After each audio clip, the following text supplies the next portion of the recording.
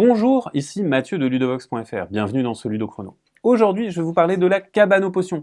La cabane aux potions est un jeu de mémoire pour 2 à 5 joueurs de 6 ans et plus et des parties d'environ 20 minutes. Dans ce jeu, vous allez essayer de concocter des potions. Vous êtes dans une cabane aux nombreux rangements et dans ces rangements, vous allez trouver divers ingrédients. Ce sont des jetons et vous allez devoir retenir leur emplacement afin de concocter les potions qui correspondent à vos ingrédients. Alors comment est-ce qu'on va jouer? Eh bien en début de partie, on va piocher des cartes ingrédients, on peut en piocher entre 2 et 5 et ça va indiquer le nombre d'ingrédients que devra avoir notre potion et leur nature, puisque sur ces cartes, on va avoir divers ingrédients. Ensuite, on va chacun jouer son tour dans le sens des aiguilles d'une montre jusqu'à ce qu'un joueur ait 4 potions. Alors on termine le tour de table pour que tout le monde ait joué le même nombre de tours et celui ou celle qui a le plus de points sur ces potions remportera la partie. À son tour, un joueur a le choix entre deux choses. Soit il peut fouiller un rangement, fouiller la cabane, ou alors il peut concocter une potion. Ici, admettons que ce soit moi qui commence, eh bien je vais tout simplement fouiller un rangement, je vais fouiller ce rangement-ci, je vais donc ouvrir le clapet, je vais fouiller comme ceci en déplaçant les jetons pour bien voir ce qu'il y a.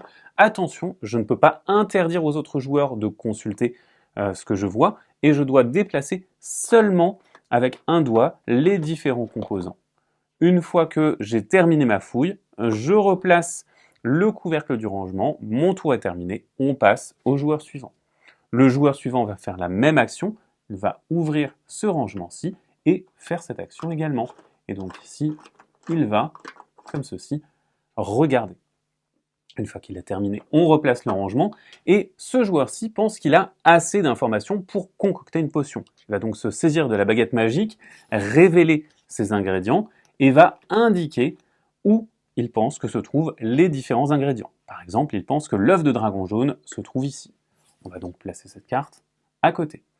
Il pense que la rose des vents se trouve ici. On va placer cette carte à côté et il pense que les feuilles se trouvent là. Une fois qu'on a fait tout ça, eh bien on va vérifier les ingrédients un à un. Par exemple, ici, on va commencer comme cela. On voit bien que la rose des vents est validée. Ensuite, on voit que par contre, il n'y a pas d'œuf de dragon jaune, il y a l'œuf de dragon rouge, mais pas le jaune.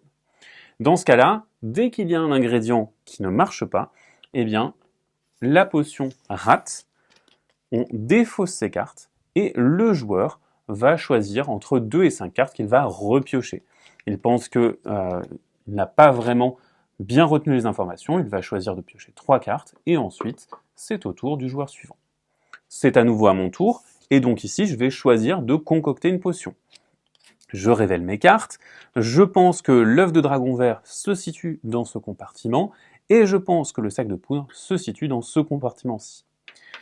On va vérifier, l'œuf de dragon vert se situe bien là, et le sac de poudre se trouve bien dans ce compartiment.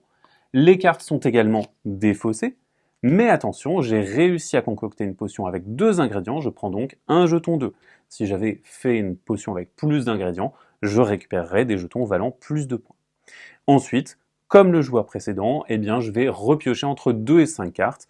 Comme je le souhaite, ici, je souhaite piocher beaucoup de cartes, je vais piocher 5 cartes, et ensuite, eh bien, on va replacer les compartiments comme ceci.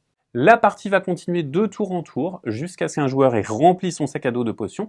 Alors, on finit le tour de table pour que tous les joueurs aient joué le même nombre de tours. Après quoi, on additionne la valeur des potions qu'on a réalisées. Le joueur ou la joueuse avec le plus grand score remporte la partie. Et voilà pour la cabane aux potions. C'est donc un jeu dans lequel il faut observer ce que font nos adversaires tout en essayant de glaner les bonnes informations afin de réaliser des potions. Maintenant, à vous de jouer et à bientôt sur ludovox.fr.